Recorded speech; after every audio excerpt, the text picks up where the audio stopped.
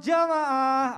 Alhamdulillah. Baik, untuk jamaah yang baru bergabung, hari ini kita sedang membahas tema rezeki sudah tertakar, tidak tertukar, apalagi nyasar. Masya Allah, dari tadi di segmen 1 kita sudah dapat ilmu banyak sekali dari guru-guru kita mengenai rezeki yang tidak akan tertukar dan bagaimana sih cara menjemput rezeki yang baik. Nah, kita akan bahas lagi lebih dalam tentang tema kita hari ini, tapi sebelumnya saya mau ngajakin dulu jemaah untuk nonton dulu tayangan berikut ini. Silahkan.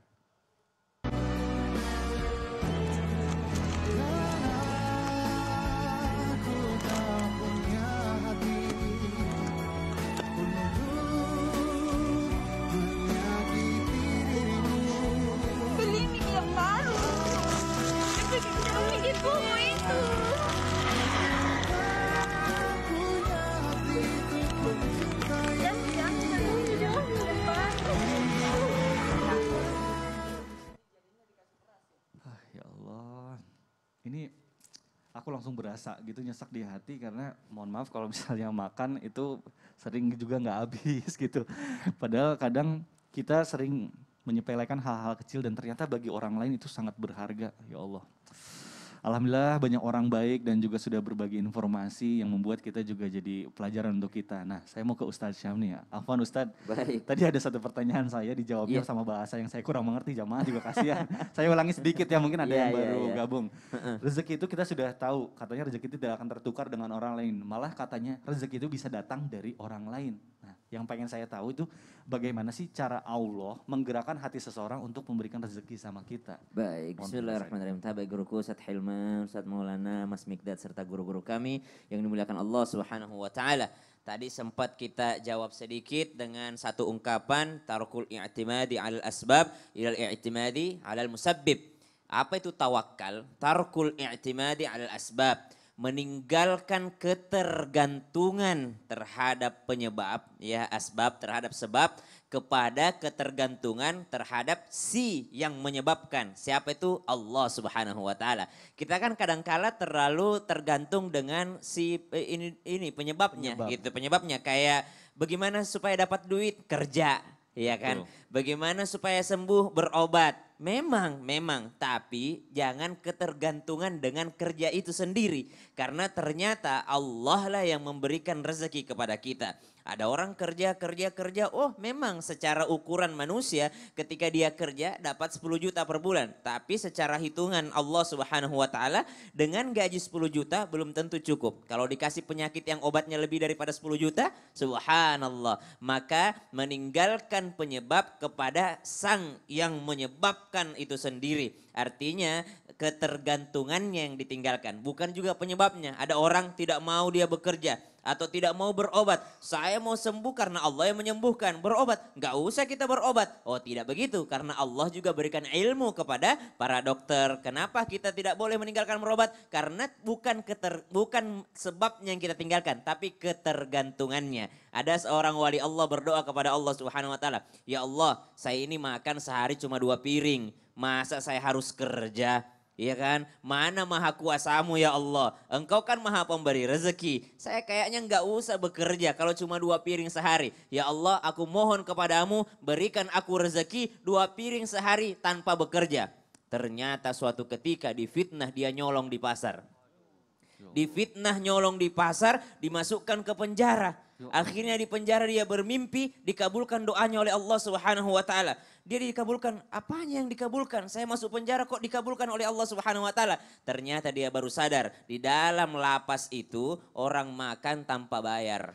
2 kali sehari dikasih makan sama Allah Subhanahu wa taala tanpa bekerja, tapi di dalam penjara. Subhanallah. Lihat cara Allah mengabulkan doa seseorang. Jadi memang tidak bisa juga kita untuk tidak bekerja. Maka jika ditanyakan bagaimana caranya menggerakkan hati orang lain untuk membantu kita, jalur rezeki Allah Subhanahu wa taala daripada orang lain karena ini jalurnya saja. Maka berkata Sayyidina Utsman bin Affan radhiyallahu anhu warḍah, "Man tarakat dunya ahabbahullah." Siapa yang meninggalkan dunia, maka Allah akan mencintainya. Apa yang dimaksud meninggalkan dunia? Meninggalkan ria, meninggalkan sombong, tidak senang dipuji orang, tidak senang kekenyangan, maka Allah akan mencintainya. Ketika Allah sudah mencintai seorang hamba, maka diumumkan di langit. Maka para malaikat pun akan mencintainya. Ketika sudah diumumkan di langit, malaikat umumkan di bumi. Maka seluruh manusia akan mencintainya. Jadi siapa yang meninggalkan dunia, maka Allah akan mencintainya. Wa man tarakadz dzunub, siapa yang meninggalkan dosa, maka maka akan dicintai malaikat. Jadi kalau mau dicintai malaikat, tinggalkan dosa. Kata Utsman bin Affan radhiyallahu anhu warda, ini dicintai oleh para malaikat. Berkata Imam Nawawi, kenapa malaikat cinta kepada orang yang meninggalkan dosa? Karena malaikat nggak sibuk nyatat dosanya. Karena capek juga sebenarnya malaikat tuh. Ya, dosa WhatsApp kita aja tuh udah kewalahan malaikat nyatat dosanya. Apalagi dosa kita sehari-hari, dosa lisan, dosa ketikan tangan, komentar buruk. Itu malaikat itu bosan juga. Nih orang bikin repot aja tiap hari dicatat dosanya, baru beramal berdosa lagi. Subhanallah. Ya kan, malaikat juga makhluk Allah yang bisa ngeluh, ya kan? Ketika Allah Subhanahu wa taala perintahkan, kata Allah, ampuni semua dosanya orang yang bermajelis ilmu. Kata malaikat, masa diampuni semua ya Allah? Kan ada juga yang ketiduran di pengajian. Kata Allah, pokoknya ampuni. Itu berarti malaikat juga bisa ngeluh. Yang ketiga kata Sayyidina Utsman bin Affan, siapa yang meninggalkan kerakusan, sifat rakus, maka dia akan dicintai oleh semua manusia. Apalagi orang beriman. Waduh, Artinya kalau Masya mau Allah. dikasih sama orang lain, mau dicintai sama orang, tinggalkan sifat rakus dan tomak. Waduh, ya Allah, ini penting juga nih. Kita juga harus berhati-hati dengan doa kita sendiri ya. Itu kadang kalau nggak spesifik, makan sih makan, tapi nggak gini Gak juga. ini juga kali, kali. kan gak mau kerja katanya. Iya bener, aduh ya Allah, ada-ada aja. Baik, terima kasih Ustaz Syam. Nah ini bicara soal rezeki nih, masih ada satu pertanyaan lagi. Ini saya mau ke Ustadz Hilman nih, afwan Ustadz. Kita mohon maaf ya, ini bicara sedikit yang gaib-gaib. Karena memang banyak juga terjadi banyak curhatan dari sosial media. Ini bicara soal mencari rezeki, orang tuh udah bersusah payah melakukan segala cara sampai ada yang melakukan juga ilmu sihir atau guna-guna nih Ustadz, mohon maaf ya. Nah ada juga jadi yang usahanya tuh ramai banget, ada juga yang jadi sepi, ini ya wallahu alam gitu ya. Dan tapi saya sering lihat juga nih, misalnya ada warung nasi Padang gitu. Nah nggak jauh dari situ tuh ada lagi tuh warung nasi Padang. Nah itu yang kadang bikin kita goyah nih, ini sebenarnya rezeki tuh bener nggak sih, nggak tertukar? Nah ini mohon penjelasannya nih guru, silakan. Baik, terima kasih Ustaz Maulana, Ustaz Syam, dan Mas Mikdad. Jamaah Islam itu indah yang dirahmati Allah. Rezeki memang sudah dijamin oleh Allah, tapi bukan berarti kita tidak berikhtiar untuk menjemputnya. Ikhtiar itu jadi satu kewajiban kita yang kita lakukan karena Allah perintahkan itu kepada kita. Akan tetapi dalam berikhtiar, hendaklah kita berikhtiar dalam urusan rezeki dengan cara yang halal, dengan cara yang thayyib. Allah Subhanahu wa taala berfirman, "Ya ayyuhan nas, kulu mimma fil ardi halalan thayyiba." Wahai manusia, makanlah, carilah, dapatkanlah, ikhtiarkanlah urusan hidupmu di muka bumi ini dalam urusan rezeki tadi, mencari yang halal, mencari yang baik gitu. Nah sekarang mohon maaf kalau pakai guna-guna gitu ya, pakai pendekatan mistis dan segala macam. Bagaimana mungkin kita bisa mendapatkan keriduan dari Allah Subhanahu wa taala? Karena kita melakukan sesuatu yang diharamkan di dalamnya. Maka oleh karena itu, jangan mendapatkan rezeki dengan cara yang tidak baik. Karena mohon maaf, segala sesuatu yang kita dapatkan dengan sesuatu yang haram, maka tidak akan pernah tumbuh daging dari harta yang haram itu. Bahkan di antara sebab mengapa doa kita belum dikabulkan atau tidak terkabul, salah satunya karena masih ada harta haram yang kita makan. Nauzubillahi min dzalik. Maka percayalah, ini catat ya kalimatnya. Rezeki itu bukan tentang seberapa banyak jumlahnya, tapi yang paling penting rezeki itu tentang seberapa besar berkahnya. Jadi yang paling penting bukan jumlah, bukan banyak, tapi berkah. Rezeki sudah tertakar, tak mungkin tertukar. Rezeki sudah tercatat, tak mungkin tersesat. Rezeki sudah dijamin, tak mungkin diambil oleh orang lain. Artinya, jangan khawatirkan rezekimu, tapi khawatirkanlah bagaimana caramu menjemput rezeki itu. Apakah sudah sesuai dengan kaidah Allah? Sudah sesuai dengan aturan Allah atau tidak? Karena mohon maaf, segala sesuatu yang sudah ditakdirkan untukmu tidak akan pernah lepas darimu. Dan segala sesuatu yang tidak ditakdirkan untukmu tidak akan pernah menjadi milikmu. Jelas kira-kira ya? Jelas, Jadi insya kita yang kita kejar itu bukan seberapa banyak kita dapat, tapi seberapa berkah kemudian Allah ridho dengan apa yang kita dapatkan. Maka oleh karena itu belajarlah untuk bisa menerima apa yang Allah berikan kepada kita. Karena kunci bahagia itu bukan saat kita mendapatkannya saja, tapi saat kita bisa menggunakan rizki itu di jalan Allah Subhanahu wa Ta'ala. Masya Allah. Ingat, dalam urusan harta, dalam urusan rezeki, akan ada dua pertanyaan dari Allah kepada kita. Dari mana harta yang kamu dapatkan? Dan dibelanjakan kemana harta itu? Selama ini kita sibuk untuk mendapatkannya, tapi kita lupa ketika sudah mendapatkannya bagaimana membelanjakannya. Apakah mungkin sesuatu yang kita dapatkan dengan cara yang tidak baik akan menjadi kebaikan untuk kita? Tentu tidak akan mungkin. Maka oleh karena itu, carilah dengan cara yang baik, gunakanlah di jalan yang baik, belanjakanlah di tempat yang baik, maka insya Allah itu semua akan menjadi kebaikan bagi kita. Mudah-mudahan Allah bimbing kita ya untuk mendapatkan rizki yang halal dan juga thayyib. Amin, amin ya Allah, ya Rabbal Alamin. Aduh, jadi penting juga bagaimana cara kita mendapatkan rezekinya ya Ustadz ya, Masya Allah. Nah, ini kita bicara soal rezeki, saya sering dengar katanya doa orang tua. Saya juga adalah orang yang yakin banget, percaya banget saya bisa berdiri di sini. Saya sampai hari ini masih dikasih rezeki sama Allah, itu adalah dari orang tua, doa orang Jelas tua. dari orang tua. Nah, itu dia. Tapi mohon maaf nih Ustadz, banyak juga yang bilang katanya ada hubungannya sikap kita sama orang tua yang kadang kita sering abai, makanya membuat rezeki kita juga seret. Tapi kalau kita menjaga itu katanya juga bisa mempercepat datangnya rezeki. Nah, jadi pengen tahu apa sih itu? Iya, rezeki orang tua itu jelas. Mau tahu? Jelas ya? Mau tahu? Pengen tahu banget nih. Mikdad makan kelapa, Mikdad yang tanam atau neneknya yang tanam? Nenek yang tanam, saya belum lahir mungkin itu. Iya, kita merasakan nikmat kemerdekaan, siapa yang rebut? Para pejuang, Iya, para nenek pahlawan moyang kita. Betul. Baik, saya langsung praktek ya. Alhamdulillah kita praktek. Mungkin butuh Praktek. bantuan? Iya, prakteknya yang pertama. Gimana? Jadi buat yang di rumah, ketahuilah ada rezeki dari jalur orang tua. Nah, Jalur tadi orang tua. minta keberkahannya. Betul. Minta keberkahannya. Betul. Rezeki dari Allah, ridho Allah, fi ridal walidain. Mau Betul. tahu rezeki itu bagaimana berkahnya? Lihat ridho dari Allah. Lewat Lihat jalur orang tua. Orang tua. Masya Allah. Nah, ini coba kita. Yang pertama. Kita praktek yang pertama. Praktek. Apa nih? Mau tahu?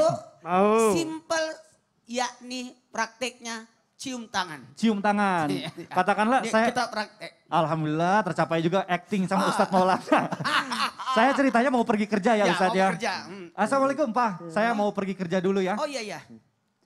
Nah, Pergi ini ya? salah. Ulang. Oh salah, Salah. salah. Nah, Di mana letak kesalahannya? Di mana nih Ustadz nih salahnya? Setengah nih? mati tanganku diangkat naik.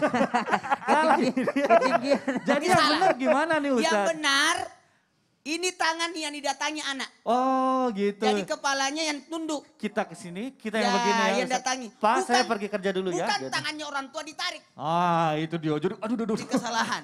Jadi harusnya Ya. mendatangi. Mendatangi kita yang nyamperin.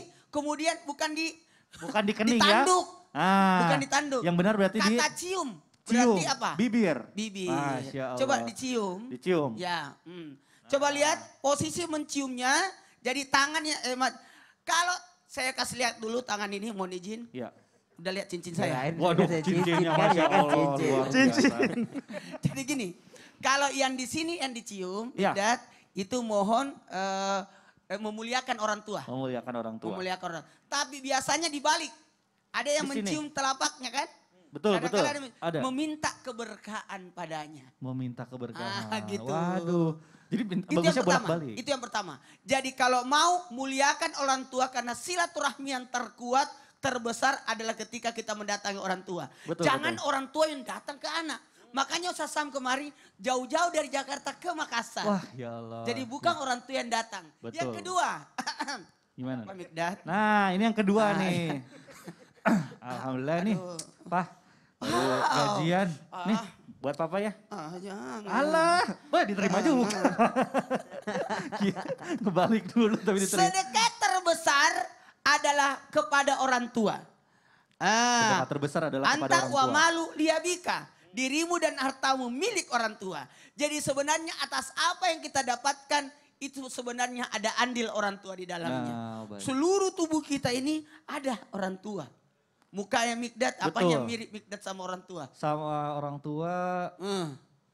ke papa kuping sama hidung. Mama? Mama struktur muka sama itu. rambut. Makanya setiap kita memandang wajah kita di cermin, itu adalah seakan-akan kita melihat wajah orang tua dalam muka kita. Betul. Jadi silaturahmi. Kalau perlu, kalau saya dulu semua pendapatan saya kepada orang tua. Jadi sebelum ke orang lain itu ke orang tua dulu Orang harusnya tua ya. dulu. Nanti setelah ada cicilan, Nah, baru itu bagi tuh. 2 karena harus Biasanya bayar begitu motor. yang bingung. Ya nggak jamaah. Setelah punya istri dibagi 3. Betul. Setelah punya anak, istri istri sama orang tua. tua. Orang tua meninggal, turun ke anak. Nah yang ketiga nih, tadi kita udah dapat nih yang mau kedua tahu yang nih. ketiga? Yang ketiga adalah kita nih. Nah kita, misalnya saya mau pergi kerja ya. Oh kerja silakan. Ustadz Maulana jadi papa saya. Pak, saya pergi kerja dulu ya. Assalamualaikum. Waalaikumsalam. Ya Gimana Allah. tuh kalau gitu? Pamit dulu ke, Nah, minta izin. minta izin. Karena memuliakan orang tua dengan cara apa? Minta ridhonya, minta izinnya. Minta didoakan. Doakan aku ya gitu. Pak, saya kerja dulu, mohon doanya ya. Mudah-mudahan Hati-hati pekerjaannya ya. lancar. Jangan lupa Masya Allah. bawa oleh-oleh. Oleh-oleh juga. Jadi gitu. Jadi Baik, buat baik, kita baik. semua, mohon maaf tanpa menggurui harus saya sampaikan. Jadi ada rezeki dari jalur orang tua dengan cara apa? Memuliakan orang tua dengan cara meminta ridhonya, meminta izinnya, meminta restunya. Karena doa orang tua itu dijabah oleh Allah Subhanahu wa taala. Amin amin ya Allah ya Rabbal alamin. Aduh lumayan. Ini jadi jelas ya kalau Jelas. misalnya kadang hal-hal yang kita sepelekan tapi ternyata ini bisa memperlancar rezeki kita. Ustaz. Pertanyaannya, kapan terakhir ketemu orang tua? Aduh ya Allah karena mungkin kita jauh ya papa di Bandung, mama di Tasik. Jadi mungkin terakhir udah 2 bulan lalu gitu, Iya. apa sebulan lalu. Jangan nanti lebaran baru datang iya. ke orang tua, itu pun mau ngabisin opornya. Aduh. Nah itu kan kalau kita bicara ya mohon maaf ya nggak semuanya masih punya orang tua Ustadz. Nah ini bagaimana nih kalau misalnya mohon maaf ada yang sudah tidak punya orang tua nih. Orang tua itu tidak mesti orang yang melahirkan kita. Kaget saya. Termasuk orang yang kita jadikan orang tua. Siapa itu? Orang yang dituakan. Orang yang dituakan. Termasuk ada tetangga kita. Tetangga kita yang dianggap dituakan jadi termasuk tetangga. Masya bisa Allah kita. bisa juga Orang ya. saudara bisa jadi orang tua kita yang bertanggung jawab atas diri kita. Nah itu dia. Nah, makanya jadi kita tuh harus bisa juga ya Ustadz ya. Dan ini apakah benar nih ada beberapa rezeki yang ternyata memang sudah tertakar, tidak tertukar. Tapi rezeki-rezeki ini malah sering ditinggalkan itu Ustadz. Gimana tuh? Makoy. Akasengenan narko elo ke madeceng. Waduh. Gurui dulu patega Mulai adab-adab lagi. na untuk Mulai terima lagi. dalle.